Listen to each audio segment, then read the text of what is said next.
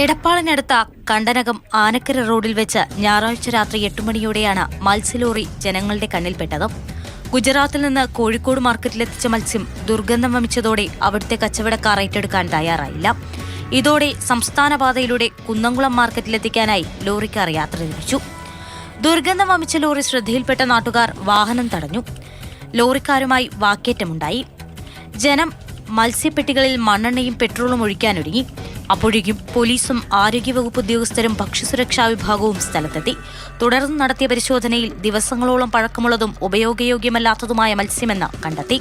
നമ്മൾ ഫിസിക്കൽ വെരിഫിക്കേഷനിൽ നോക്കിയപ്പോഴും യാതൊരുവിധ മാനദണ്ഡങ്ങളും ഇല്ലാതെ, അതായത് കൃത്യമായിട്ട് ഐസ് ഇടാതെ യാതൊരുവിധ രേഖകളും ഇല്ലാതെ, സേഫ്റ്റി ലൈസൻസോ അല്ലെങ്കിൽ ഒരാളുകളുടെ മെഡിക്കൽ ഫിറ്റ്നസ് സർട്ടിഫിക്കറ്റോ അങ്ങനെ യാതൊരുവിധ രേഖകളും ഇല്ലാതെയാണ് മത്സ്യം കയറ്റി വണ്ടി കൊണ്ടുവന്നിരുന്നത്.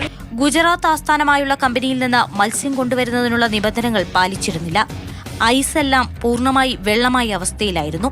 കമ്പനിയുടെ ലൈസൻസോ മറ്റു രേഖകളോ ഒന്നും പരിശോധനയിൽ കണ്ടെത്താനായില്ലെന്ന് ഉദ്യോഗസ്ഥർ അറിയിച്ചു. മാതൃഭൂമി ന്യൂസ്, മലപ്പുറം.